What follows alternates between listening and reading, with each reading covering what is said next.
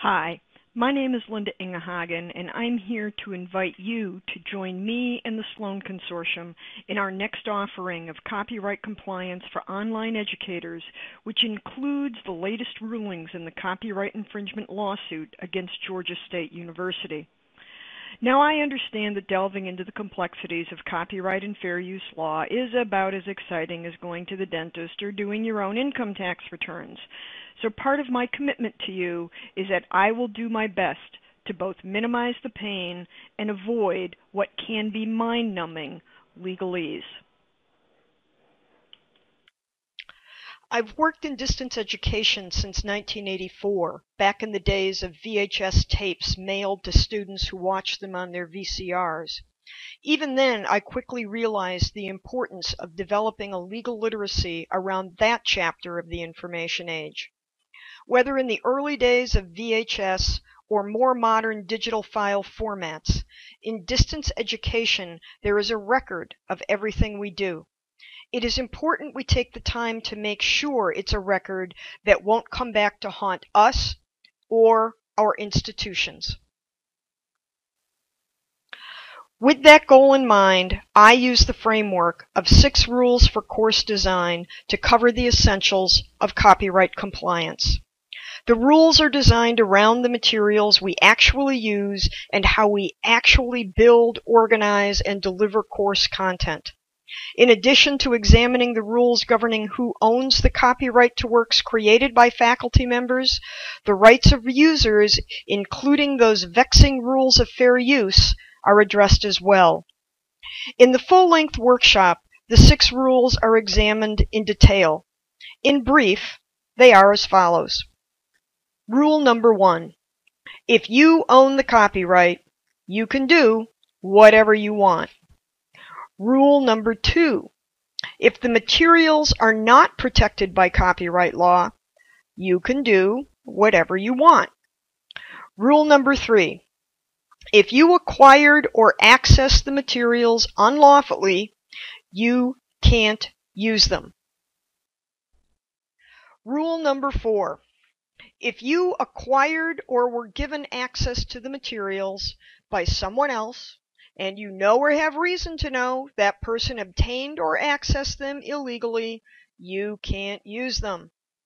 Rule number 5.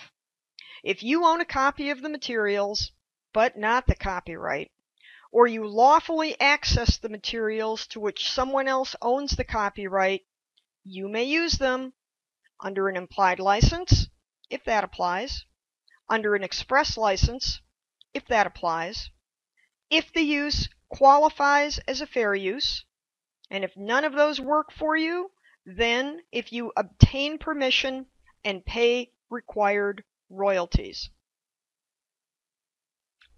Rule number 6. If the requirements of the TEACH Act are met, you have expanded rights to use copyright-protected works in distance education courses. I have a single overriding objective for participants in this workshop. I want you to enhance your working familiarity with copyright and fair use law as they apply to course design and delivery. The development of a comfortable working knowledge of the law applicable to our professional responsibilities is something we do all the time. We do it with employment law when we conduct searches for faculty and staff. We do it with contract law when we respond to RFPs and negotiate book contracts. We do it with FERPA when dealing with student records and information. We need to do it with copyright and fair use law when we develop and deliver courses. My goal is to assist you in developing that working familiarity.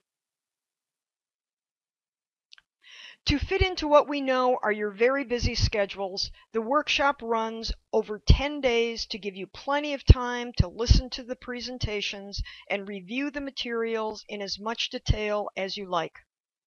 The presentations are broken down into short segments of about 25 minutes each to easily fit into your day. In addition to the presentations, participants are provided written materials including my brochure entitled Legal Literacy in the Information Age, 10 Easy to Understand Rules of Thumb. my pamphlet, Copyright Compliance Made Simple, 6 Rules for Course Design, and my compilation entitled Fair Use Guidelines for Educators. Finally, we close the workshop by meeting together in an hour-long live online question and answer session on the last day of the workshop. For those who want to formalize their participation with a certificate of completion, we offer an optional quiz covering the basics of the workshop material. To earn the certificate of completion, you must correctly answer 7 out of 10 questions. Retakes are allowed. Thank you, and do join us for one of this year's offerings of copyright compliance for online educators.